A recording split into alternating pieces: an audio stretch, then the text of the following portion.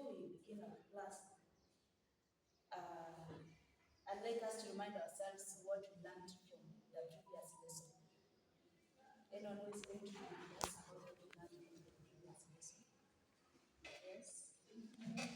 Yeah, we learned about intonation, we learned about rising and falling intonation, we learned about fall, rise intonation, we also learned about rise, fall intonation. So today we are going to learn about verbs, and I believe we've learned about verbs from the previous classes that we've been in. And before I begin, or before I give us the definition of verbs, maybe I'll request one of you to give us the definition of verbs. What is a verb? Yes? A verb is a doing one. Yeah, you said a verb is a doing what? For example, inside here, we have experiences of different kinds of verbs. For example, we have write. Inside here, we are writing. We have teach. The teachers here in front are teaching, and several other verbs. Here with me, I have some flashcards that involves several other different types of verbs or examples of verbs. Maybe I can give each one of you.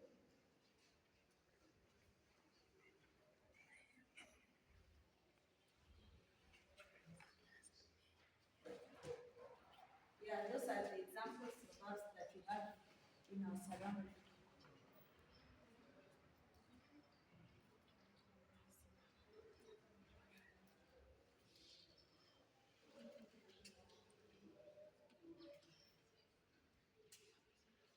So those are the types of verbs that we have in our surroundings. So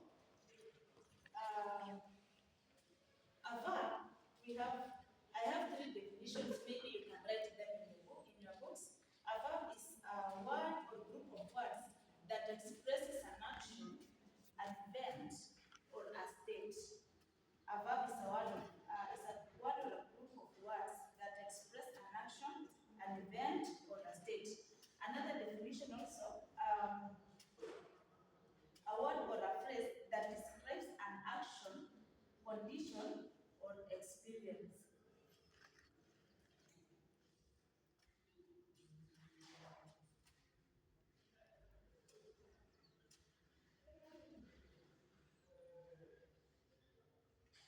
So, a verb is a word or a phrase that describes an action, condition, or experience.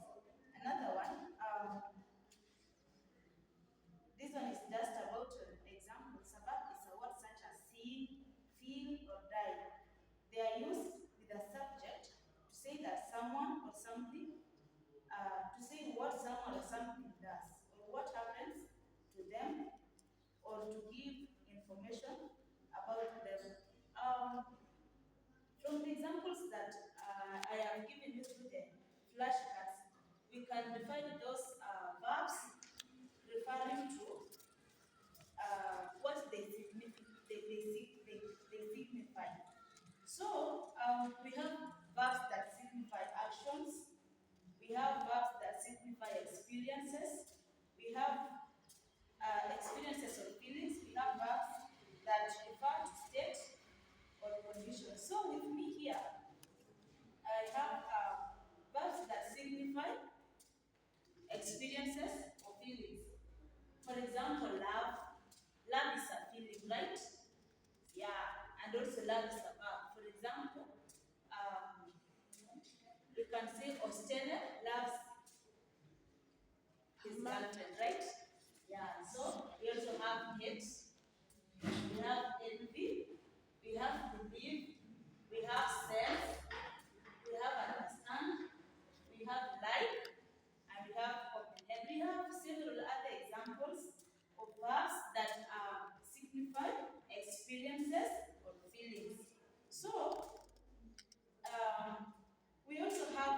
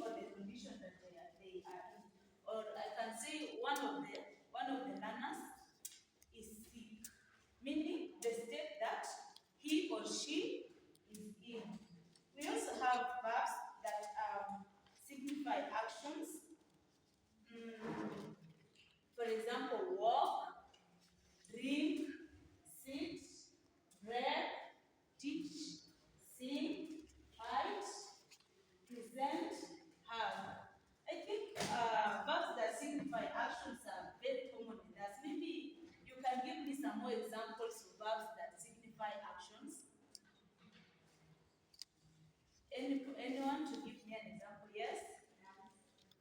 Dance. Yeah, that is a good example. Clap for her. Another one. Yes? Run. Yeah, run is a good example of a verb that signifies actions. Clap for her. Yeah, so we can move to learn types of verbs. Types of verbs. We have modal verbs. We have auxiliary verbs. We have linking verbs. For example, auxiliary verbs. Auxiliary verbs are verbs that are used to help another verb, some sensible or meaningful. Auxiliary verbs are also called helping verbs. So, these helping verbs will help the main verb maybe to change the tense mood, to change the voice, and also to provide a further meaning. For example, the auxiliary verbs that I have here, examples, we have we have is, we have are, were, have, has, do, will, can, and we have several other examples. From these auxiliary verbs, from the definition, we say that it helps another verb to sound sensible and meaningful. Who is going to give me a sentence? So construct a sentence using one of the auxiliary verbs that I gave you as examples. Here, the you is going to give me a sentence. Yes? Yes. She is she is running late. Clap for her. Yeah. The helping verb in that sentence, she is running late, is the word is. So the word is providing a meaning of the sentence. She is running late. Let's assume that there was no is in that sentence. Will it really have meaning? No. So the verb is has given a meaning to that sentence. She is running late. Another example. Another sentence, please. Yes. I am driving. I am driving. I am driving. So the helping verb in that sentence is it has given meaning to I am driving. Let's assume the word was not there. It will be I driving. It will not have meaning, right? So the word has given it a meaning to that word. So we have several other examples. Maybe we will explore after class. We will read from our textbooks. We have several other examples. Another type of verbs is what we call modal verbs. Modal verbs are verbs that are used to denote the possibility, probability, capability, or necessity of something to happen. They denote the possibility, probability, capability, or necessity of something to happen. Modal verbs, mostly they cannot be used as a main verb in a sentence. Examples of modal verbs we have can, could, will, would, may, might, should, must, and the last one is ought to.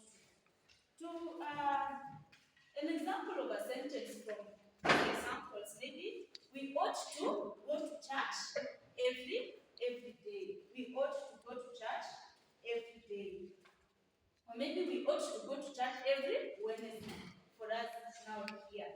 So this it shows the probability or maybe the level or the probability of us going to church. It's every Wednesday.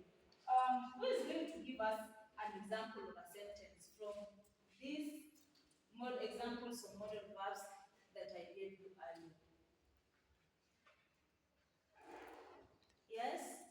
You can swim. You can swim. Yeah, the possibility of maybe this, the person spoken to swim is he or she can do what? He or she can swim. Another example. Yes? You should apologize. Pardon? You should. Yeah, you should apologize. Meaning that is a condition that maybe someone has been given for something else to happen, right? Yeah. Another example. Will you marry me? Will you marry? Okay. The modal verb in that sentence is will you marry me? It is will. So the word will has given the possibility. It denotes the possibility. We are moving to another type of verb, which is linking verbs. Linking verbs, these are verbs that are used to link the subjects in a sentence to the other parts of the sentence so that it is meaningful. Who is going to give me an example of a linking verb? Who is going to give me an example of a linking verb? Yes? Pardon? Yeah. Is a linking verb. Example one, we are going to see how a linking verb connects a noun to another noun in a sentence. For example, Danny is my brother. Danny is my brother. From the example that she gave us about is, we have this example that Danny is my brother. The verb is, it has been used to connect the subject Danny to the brother. So it has been used to connect Danny as the brother of the speaker in this sentence. So Danny and the brother has been used to refer to the same person. So Danny is my brother. Another example is a linking verb is used to connect a noun to a prepositional phrase in a sentence. For example, the children were in the park. The word were in this sentence is a linking verb. It has been used to link the subject, the children, to the prepositional phrase in the park. So it shows us where the children are, or it's linking us the children and the park. Another example, we have it connects a noun or a subject to an adjective. For example, your presentation on intonation was excellent. Your presentation on intonation was excellent. So the word was has been used to connect us from the subject, that is intonation, the presentation on intonation, to the adjective excellent. So it shows us that the presentation was excellent. As we are proceeding, I have my co-teacher who is coming to proceed with the other part of the lesson on verbs. Welcome.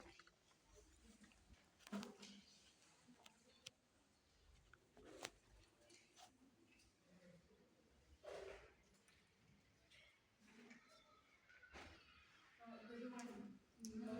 So I'm going to expound the verbs. So we are going to categories of verbs.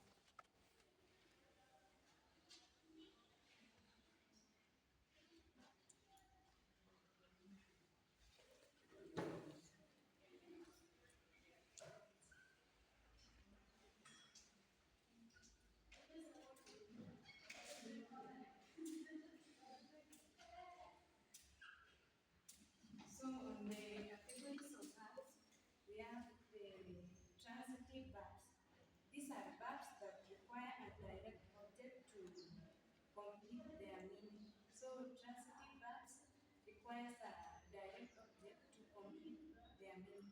For example, she reads a book.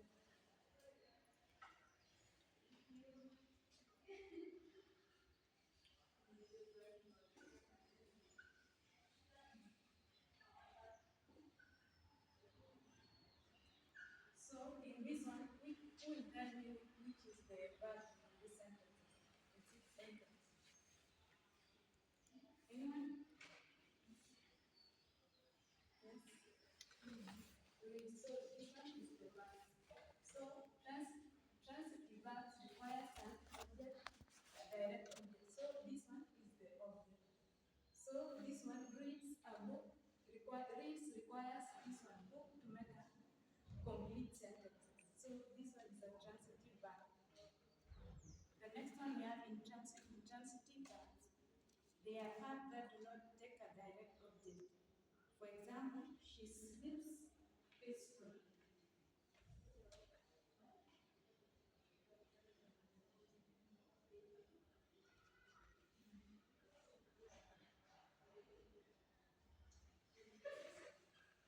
So which is the verb? Anyone? Yes? Sleeps. This one is the verb. Sleeps. So it doesn't require a direct object. So this one I you see this one is not a direct object. The next one we have the regular verbs. They are verbs which form their past tense and past participle by adding ed or ed. So we have regular verbs which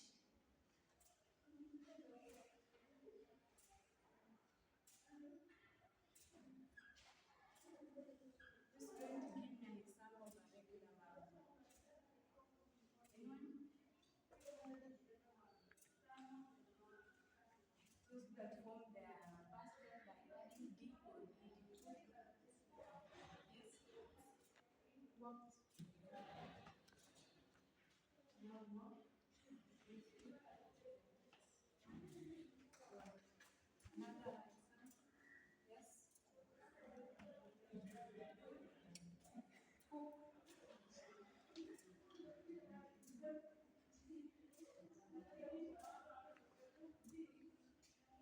Another example. Yes. Another example.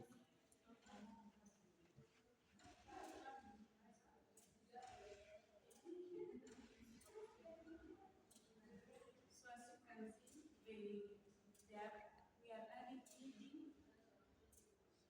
to form a past tense or past participle.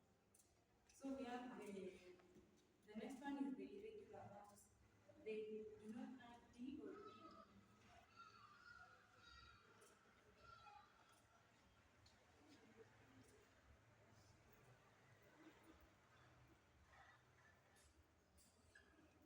Who will give me an example?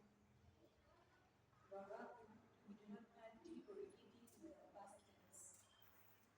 Yes.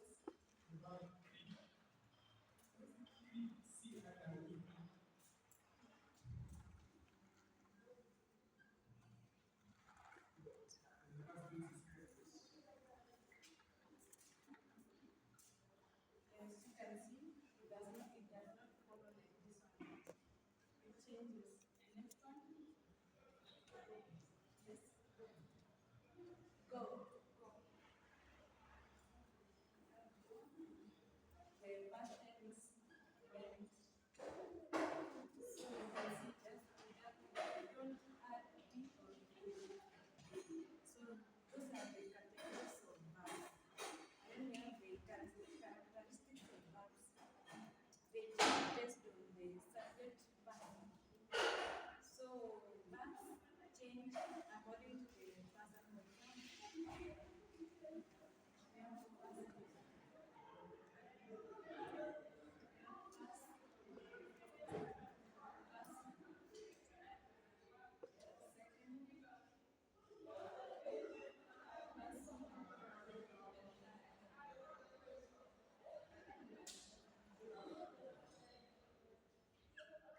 So that's change. For example, the first person is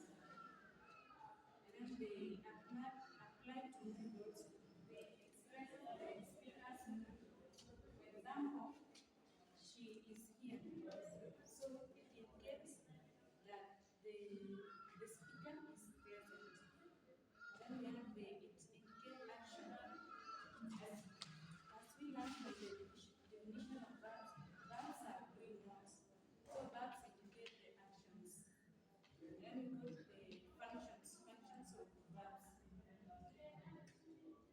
They describe physical or mental actions. So from the definition, we learn that verbs are action words or doing words. So who's going to give me the examples of verbs? Any verb? Anyone?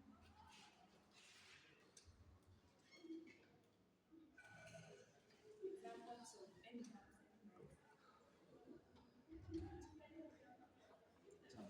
Jump, yes. Another one? Run. So these are the examples of action verbs. Yeah, they denote events or happenings. So verbs denote events or happenings. For example, jump. That denotes that someone is jumping. So they denote happenings. Yeah, they denote state of being or situation. For example, he is a teacher. This denote that this person is a teacher. So this person denote that